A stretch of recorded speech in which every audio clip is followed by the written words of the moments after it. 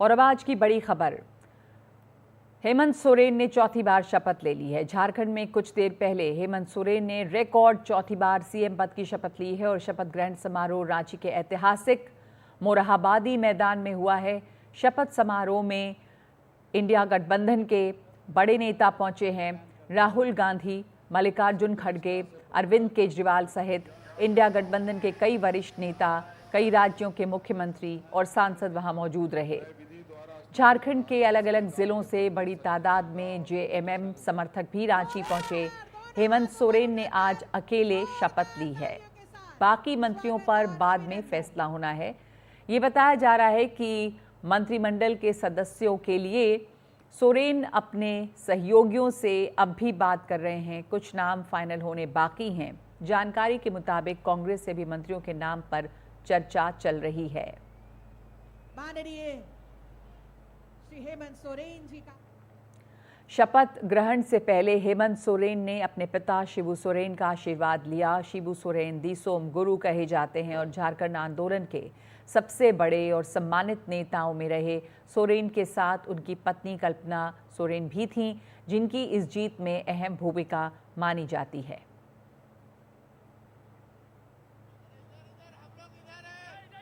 हमारे साथ जुड़ गए हैं रांची से रांची झारखंड से वरिष्ठ पत्रकार राजेंद्र तिवारी। राजेंद्र जी, शपथ ग्रहण समारोह हो गया है, रिकॉर्ड चौथी बार सीएम बन रहे हैं। अब बात ये कि किसको क्या मंत्री पद मिलेगा और एलाइज जो हैं, सहयोगी जो हैं, उन्हें किस तरह से अकोमोडेट करेंगे।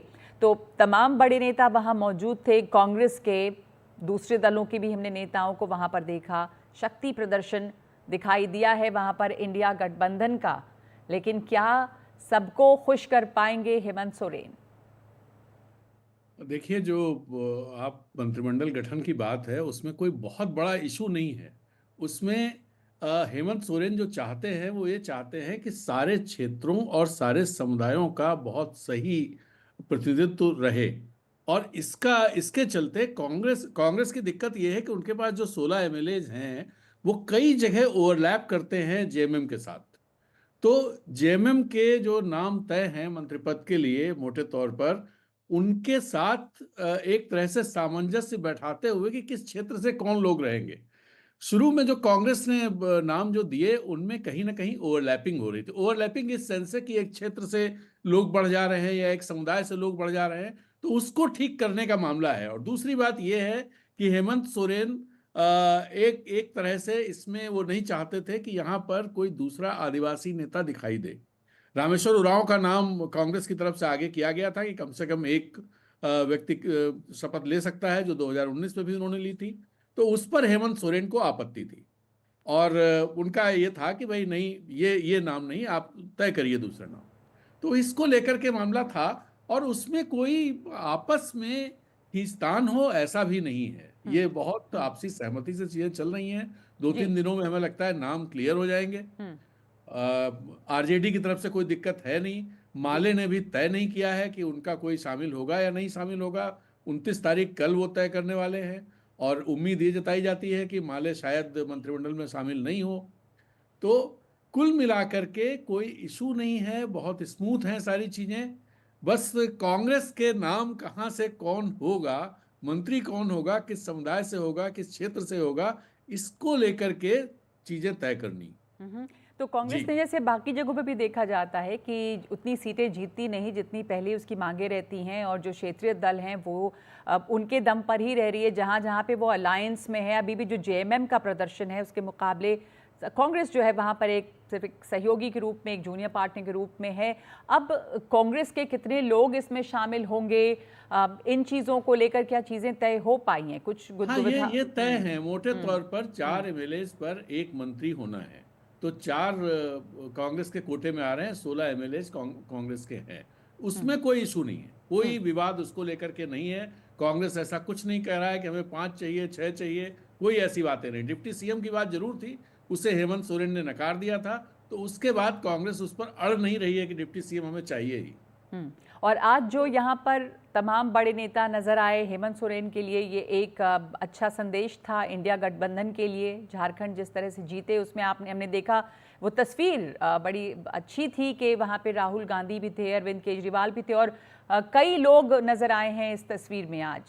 हाँ, अरविंद केजरीवाल थे, ममता बनर्जी थी, अखिलेश यादव थे, तेजस्वी यादव थे, सारे लोग थे। लेकिन कुछ कमियां इस तस्वीर में दिखाई दी हैं, उनकी तरफ ध्यान देना चाहिए। जी, पहली कौन सी बात, कमी जम्मू थी? कश्मीर के मुख्यमंत्री या नेशनल कॉन्फ्रेंस का कोई नेता इसमें नहीं था।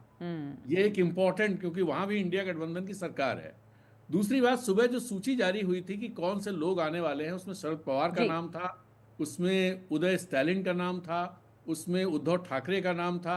ये लोग मुझे दिखाई नहीं दिए, उदय स्टैलिन जी। भी नहीं दिखाई दिए और शरद पवार ये तो नहीं थे। हाँ, तो जो तो लोग दिखाई जी। दिए हैं उससे ज़्यादा इम्पोर्टेंट है कि कौन लोग दिखाई नहीं दिए हैं। आपने सही इशारा किया इस बात पे। धन्यवाद आपका हमारे साथ जुड़ने के लिए राजेंद्र जी। शपथ ग्रहण समारोह हो चुका है, रिकॉर्ड चौथी बार हेमंत सोरेन मुख्यमंत्री पद की शपथ ले चुके हैं। 5 की बात में एक ब्रेक ले रहे हैं हम और लौटते हैं दूसरी बड़ी खबरों के साथ। अजमेर दरगाह को लेकर जो एक विवाद शुरू हुआ है उसकी तमाम जानकारी इस ब्रेक के बाद।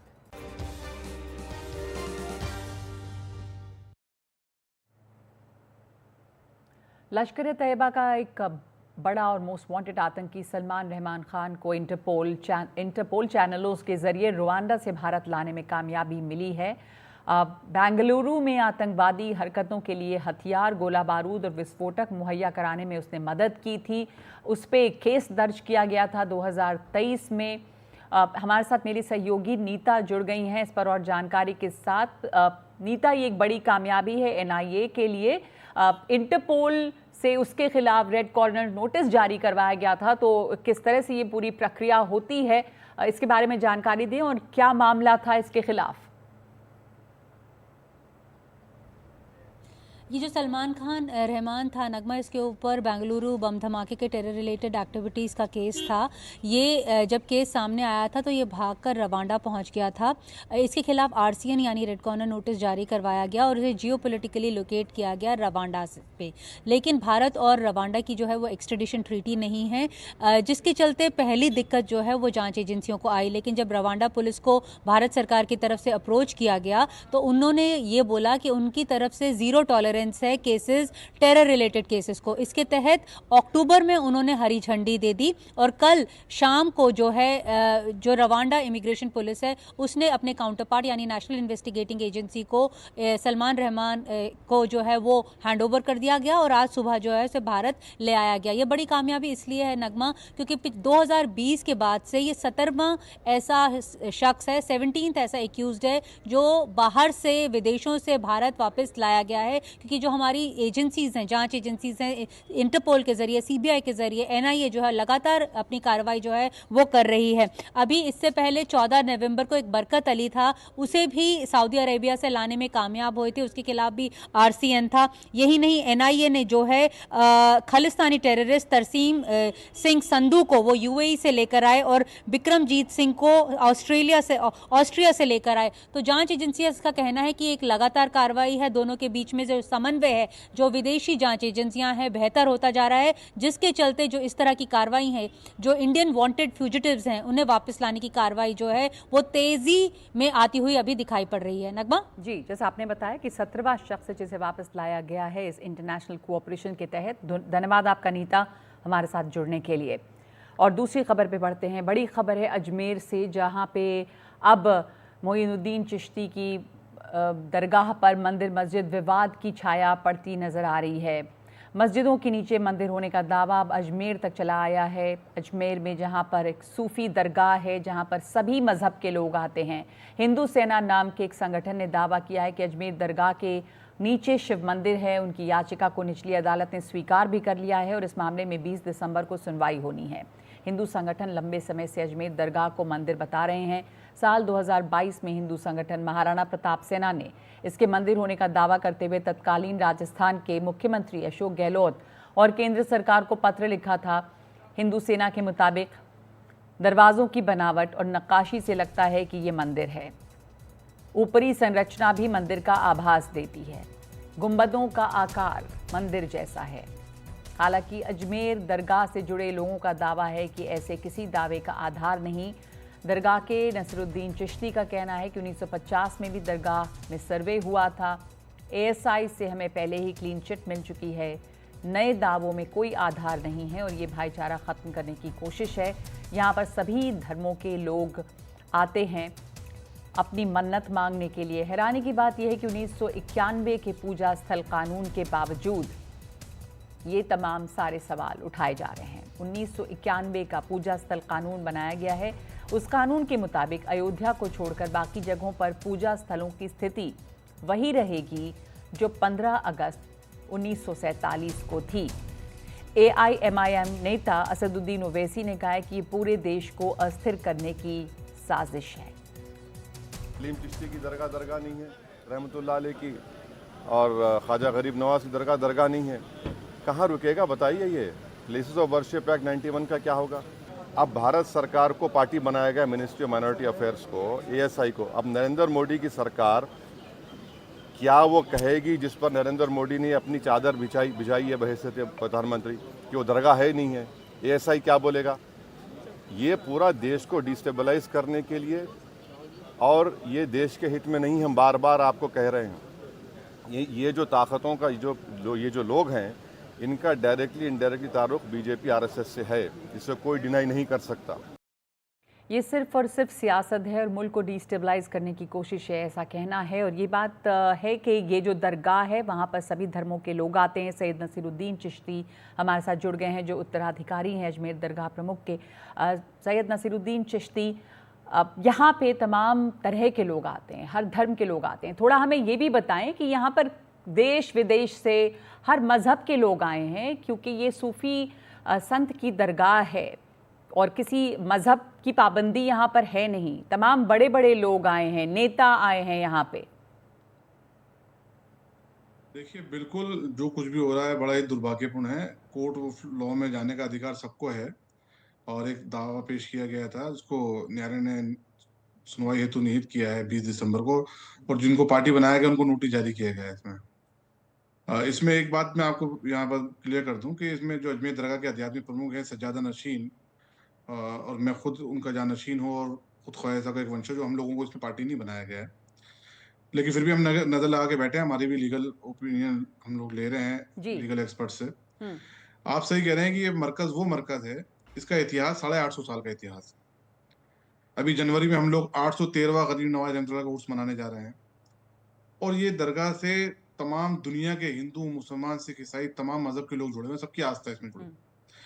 और आज के दौर में नहीं, ये 1236 में जब गरीब नवाज का विसाल हुआ, उनके बाद से जितने भी राजा हुए हैं, जितने भी राजपूत राजा, मराठा जितने भी हुए हैं, सबकी आस्था का केंद्र, सब किसी न किसी तरीके से गरीब नवाज की बारगाह में आए हैं। और ये मॉडर्न अभी के युग में भी जरा सा बताएंगे आप चिश्ती साहब की तमाम नेता भी वहां पर आते रहे हैं? बिल्कुल, मैं वही आ रहा हूँ, उसी पे आ रहा हूँ जी, उसके बारे में बताइए। ये उसके बाद में 1526 में मुगल आए, तमाम मुगलों ने हाजिरी दी।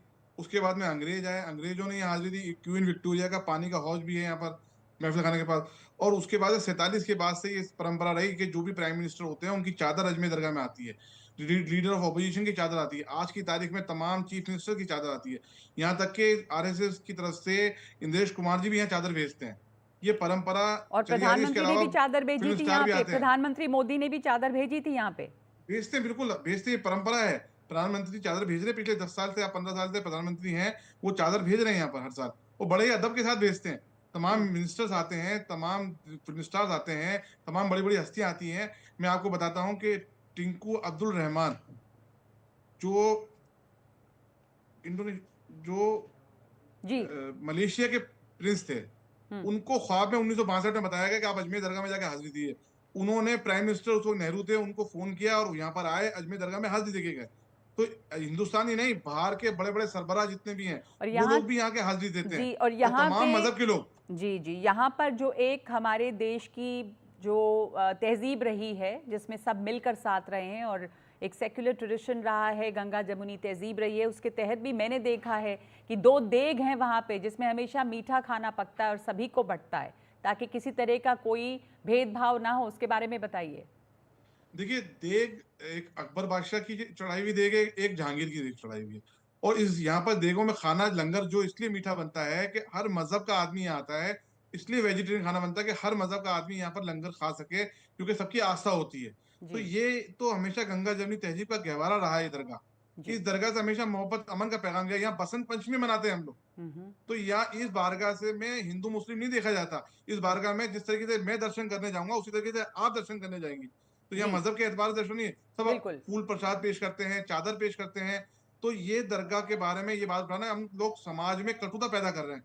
ये जो नई परिपाटी डाल दी है कि हर मंदिर के, हर दरगाह के ऊपर क्या नाम है उंगली उठाना कि इसमें मंदिर था, हर मस्जिद के ऊपर उंगली उठाने से मंदिर था। ये परिपाटी समाज के इसलिए हित में शायद नहीं अब है, ये सवाल देश के भी हित उठ में रहा नहीं है है। जी, इसलिए आपने सही कहा कि एक ऐसा गहवारा है जहाँ पे तब सभी मजहब के लोग आते हैं। यहाँ पे धर्मों में, मजहबों में कभी कोई फ़र्क नहीं किया गया।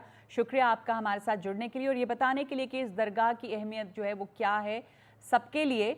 और 1991 का जो जिस एक्ट की हम बात कर रहे हैं कि 1947 में 15 अगस्त में जहाँ पर जो यथास्थिति बनी थी रिलीजियस वर्शिप की जगहों पर, वो वही बनी रहे, ये एक कानून बना हुआ है। तो फिर उसका क्या इस पे भी सवाल उठ रहा है। एक ब्रेक ले रहे हैं 5 की बात में।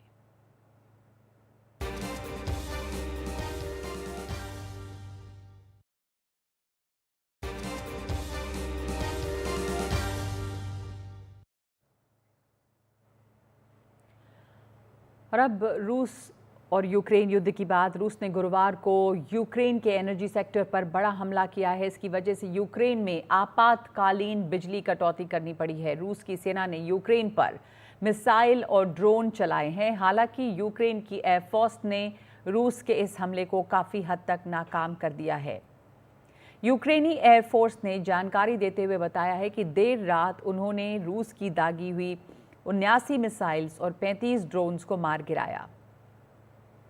यूक्रेन के ऊर्जा मंत्री हरमन हालुश्चेंको ने सोशल मीडिया पर एक पोस्ट में कहा, यूक्रेन का एनर्जी सेक्टर एक बार फिर से बड़े पैमाने पर दुश्मन के हमले की चपेट में है। फरवरी 2022 से ही, जब से रूस यूक्रेन युद्ध शुरू हुए 1000 दिन से ज़्यादा हो गए हैं। पिछले 2 हफ्तों में अमेरिकी चुनाव के नतीजों के बाद रूस और यूक्रेन युद्ध में दोनों तरफ से और तेज़ी आई है। युद्ध और घमासान हुआ है। दोनों ही देश अमेरिका के नए राष्ट्रपति के शपथ ग्रहण के पहले अपनी अपनी ताकत दिखाना चाहते हैं। ट्रंप ने अपने चुनावी कैंपेन में ये वादा किया है कि वो रूस यूक्रेन युद्ध को खत्म कराएंगे। डोनाल्ड ट्रंप ने यूक्रेन रूस संघर्ष के मद्देनज़र कीथ केलॉग को अपना विशेष दूत नियुक्त किया है। इस पर जानकारी दे रहे हैं हमारे सहयोगी उमाशंकर सिंह। अमेरिका के नए राष्ट्रपति चुने गए डोनाल्ड ट्रंप ने यूक्रेन रूस युद्ध को जल्द से जल्द रोकने की बात कही हुई है। इसी मकसद से उन्होंने यूक्रेन और रूस के लिए एक विशेष दूत का नया पद जो है वो बनाया है और विशेष दूत के तौर पर ट्रंप ने लेफ्टिनेंट जनरल कीथ केलॉग को नामांकित किया है। कीथ केलॉग वियतनाम युद्ध के समय के सैन्य अधिकारी रह चुके हैं। इनका परिचय कराते हुए ट्रंप ने अपने ट्रुथ सोशल पर लिखा है कि कीथ केलॉग मेरे पहले कार्यकाल में राष्ट्रीय सुरक्षा से जुड़े संवेदनशील जिम्मेदारी को निभा चुके हैं। ये मेरे साथ हमेशा से रहे हैं और हम दोनों मिलकर अमेरिका और दुनिया को अधिक सुरक्षित बनाएंगे। कुछ रिपोर्ट्स के मुताबिक कीथ केलॉग ट्रंप के सामने इस बात का एक खाका, एक योजना पेश कर चुके हैं कि रूस यूक्रेन युद्ध को कैसे रोका जाए। ये अपनी राय भी एक रिसर्च पेपर के जरिए जाहिर कर चुके हैं कि यूक्रेन को दिए जाने वाले हथियारों की आपूर्ति पर बंदिश की बात कर रूस को युद्ध विराम के लिए तैयार किया जा सकता है। गौरतलब है कि ट्रंप अपनी चुनावी सभाओं में और प्रेसिडेंशियल बहस के दौरान कह चुके हैं कि वे राष्ट्रपति चुने जाते हैं तो 24 घंटे के भीतर यूक्रेन रूस युद्ध जो है वो रुकवा देंगे। वे राष्ट्रपति चुन लिए गए हैं और 20 जनवरी को अमेरिकी राष्ट्रपति के तौर पर शपथ लेंगे और उसके बाद उन पर निगाह रहेगी कि वे कैसे यूक्रेन और रूस युद्ध को रुकवाते हैं। खासतौर पर मौजूदा राष्ट्रपति जो बाइडेन ने जिस तरीके से यूक्रेन को रूस के खिलाफ लंबी दूरी के मिसाइलों के इस्तेमाल की इजाज़त दी है, और जिस तरह से यूक्रेन उसका इस्तेमाल कर रूस पर हमले भी कर रहा है, और ऐसे में रूस की तरफ से इंटरमीडिएट रेंज के मिसाइल दागे जा रहे हैं, आईसीबीएम के इस्तेमाल की बात की जा रही है और परमाणु हमले की धमकी जो है वो भी राष्ट्रपति पुतिन की तरफ से दी गई है। ब्रिटेन और नेटो के कई देशों ने यूक्रेन को हथियारों की आपूर्ति जो है वो बढ़ा दी है। रूस के राष्ट्रपति पुतिन नेटो देशों को लगातार चेतावनी दे रहे हैं और नेटो और रूस के बीच युद्ध की जो बात है वो कर रहे हैं। तो कुल मिलाकर युद्ध यूक्रेन की सीमा से आगे भड़कने की आशंका जो है वो जताई जा रही है और ऐसे में ट्रंप के लिए चुनौती और अधिक बढ़ गई है। उन्होंने यूक्रेन रूस युद्ध को रोकने की दिशा में काम करने की मंशा से विशेष दूत बनाने का ऐलान तो ज़रूर किया है, लेकिन रोड मैप अभी उनका जो है वो देखा जाना बाकी है। अभी हाल ही में मैं जब यूक्रेन में था तो ग्रेन फ्रॉम यूक्रेन समिट के बाद हम पत्रकारों से बात करते हुए यूक्रेन के जो राष्ट्रपति ज़ेलेंस्की हैं उन्होंने उनसे जब पूछा गया तो उन्होंने कहा कि पहले अमेरिकी फॉर्मूले को देखेंगे और फिर उस पर ट्रंप से चर्चा करेंगे। जाहिर है कि ट्रंप के विशेष दूत के तौर पर कीथ के लोग न सिर्फ कीव बल्कि मॉस्को के साथ भी बातचीत कर कोई बीच का रास्ता निकालने की कोशिश करेंगे। तो निगाह रहेगी ट्रंप पर भी और उनके इस विशेष दूत पर भी। हमारे साथ कीव से कारोबारी कुलदीप कुमार जुड़ गए हैं। कुलदीप जी, आपसे उस समय की वहाँ की हालात क्या हैं इसको जानना चाहेंगे। एक आपातकालीन बिजली लाइट की प्रॉब्लम चल रही है। मेरे ख्याल से 2 मिलियन से लोग अफेक्टेड हैं इससे, जहाँ पे क्योंकि इंफ्रास्ट्रक्चर के ऊपर जो अटैक हुआ है, कल रात को 11:50 पे अटैक शुरू हुए थे जो सुबह 9:17 तक चले हैं। तो इसमें नुकसान हुआ है, बहुत जगह पर लाइट की व्यवस्था जो है वो बिगड़ गई है, लाइट नहीं है। और एक ही इसका हल एक ही है कि जल्दी से जल्द ये युद्ध विराम लगे। तो यहाँ पे अब एक ये भी देखें कि ठंड बहुत बढ़ गई है, ठंड पड़ने लगी है और उस समय ये जो है इस तरह का हमला और एनर्जी सेक्टर पे हमला ये आम लोगों के लिए बहुत ही मुश्किल खड़ी करेगा। तो क्या उस वक्त वहाँ पे मौसम है, कैसे हालात हैं, जिन इलाकों में बिजली नहीं है वहाँ की क्या स्थिति है? देखिए, स्थिति तो खराब से बदतर दर बदतर होती जा रही है, क्योंकि बिल्कुल आपने ठीक कहा, ठंड बढ़ रही है, माइनस में टेम्परेचर है। और जो फ्लैट्स वगैरह हैं जिनके अपने प्राइवेट हाउसेज हैं वहाँ तो गैस का अरेंजमेंट रहता है। जहाँ पे 5 फ्लोर से ऊपर की बिल्डिंग चला जाती है वहाँ पे सिर्फ लाइट से ही सारा सिस्टम चलते हैं, जितने भी हीटिंग सिस्टम रहते हैं या गवर्नमेंट की तरफ से जो होते हैं। तो अगर ऐसा ही रहा तो वो हीटिंग धीरे धीरे करके खत्म होती जाएगी और उससे आगे चल के बहुत प्रॉब्लम आएंगी, क्योंकि ठंड बढ़ती जा रही है। और अगर ये प्रॉब्लम आती है तो पूरे का पूरा यूक्रेन सफर करेगा। ये बहुत बड़ी प्रॉब्लम आगे चल के बन सकती है अगर ऐसे ही ये वॉर, ऐसे ही अटैक होते रहे। और इस समय कीव की स्थिति जो है वो ठीक है, आप कीव में मौजूद हैं? हाँ, कीव में मौजूद हूँ। कीव की स्थिति ठीक है, लेकिन कई जगह पर कीव में भी लाइट नहीं है। धन्यवाद आपका कुलदीप जी हमारे साथ जुड़ने के लिए। स्थिति बिगड़ रही है वहाँ पे, मौसम भी ख़राब हो रहा है और ऐसे में ये जो हमला है ये और भी लोगों को परेशानी में डाल सकता है। 5 की बात में एक ब्रेक लेंगे हम और ब्रेक के बाद देखेंगे बांग्लादेश की स्थिति क्या है।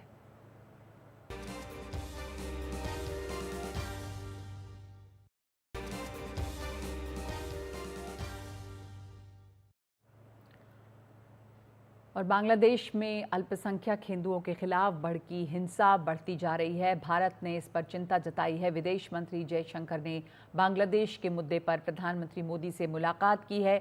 आज राज्यसभा में भी ये मुद्दा उठा जब विपक्ष की ओर से सवाल पूछा गया कि क्या बांग्लादेश में हिंदुओं के मंदिरों पर हो रहे हमलों को लेकर भारत सरकार कोई कदम उठा रही है। क्या बांग्लादेश की सरकार से इन हमलों को रोकने के लिए भारत की ओर से कुछ कहा गया है? इस पर एमईए ने लिखित जवाब भी दिया है जिसमें कहा गया है कि बीते कुछ महीनों में बांग्लादेश में हिंदू मंदिरों पर हमले की कई खबरें आई हैं। भारत सरकार ने इस तरह के वाक़यों पर चिंता जाहिर की है। साथ ही बांग्लादेश की सरकार से हिंदुओं और बाकी अल्पसंख्यकों की सुरक्षा सुनिश्चित करने के लिए कहा है। इस्कॉन से जुड़े चिन्मय कृष्ण दास की गिरफ्तारी के बाद से पूरे बांग्लादेश में बड़े स्तर पर विरोध प्रदर्शन हो रहे हैं। चिन्मय दास प्रभु को ढाका एयरपोर्ट पर 25 नवंबर को गिरफ्तार किया गया और उन्हें देश छोड़ने की इजाज़त नहीं मिली। यहाँ भारत में कल कोलकाता में भी चिन्मय दास की गिरफ्तारी को लेकर ज़बरदस्त विरोध प्रदर्शन हुआ। कोलकाता में बीजेपी के कार्यकर्ताओं ने सड़कों पर बड़ा विरोध मार्च निकाला और आज भी कोलकाता में इसे लेकर काफ़ी प्रदर्शन हुआ है, जिसकी तस्वीरें हम आपको दिखा रहे हैं। बड़ी संख्या में लोग प्रदर्शन कर रहे हैं। ममता बनर्जी ने इस मुद्दे पर विधानसभा में कहा है कि ये दूसरे देश का मामला है, इसलिए केंद्र सरकार को इसमें कार्रवाई करना चाहिए और मैं इसमें केंद्र सरकार के साथ हूं। इस बीच इस्कॉन पर प्रतिबंध लगाने की याचिका भी ढाका हाई कोर्ट में डाली गई, लेकिन शेख हसीना की सरकार के तख्ता पलट के बाद से बांग्लादेश में हिंदुओं के खिलाफ हिंसा की खबरें लगातार आ रही हैं। इस पर अमेरिका में भी आवाज उठ रही है। फाउंडेशन फॉर इंडिया और इंडियन डायस्पोरा FIIDS भारतीय मूल के अमेरिकी नागरिकों की एक शक्तिशाली संस्था है। इन्होंने ट्रंप को पत्र लिखा है जिसमें इन्होंने मांग की है कि राष्ट्रपति बाइडेन और नवनिर्वाचित राष्ट्रपति ट्रंप इसमें दखल दें। बांग्लादेश सरकार से बात कर हिंदुओं की सुरक्षा सुनिश्चित की जाए। अंतरिम सरकार के चीफ एडवाइजर मोहम्मद यूनुस से चिन्मय दास को रिहा करने की मांग की जाए। अंतरिम सरकार सेक्युलर मूल्यों की रक्षा करे। तो ये तस्वीरें विरोध प्रदर्शन की आज कोलकाता से आई हैं, जहां पर ये विरोध प्रदर्शन काफ़ी बढ़ा है। इस बीच वहां पे चिंताजनक स्थिति बनी हुई है बांग्लादेश में। 5 की बात में अभी के लिए इतना ही। नमस्कार।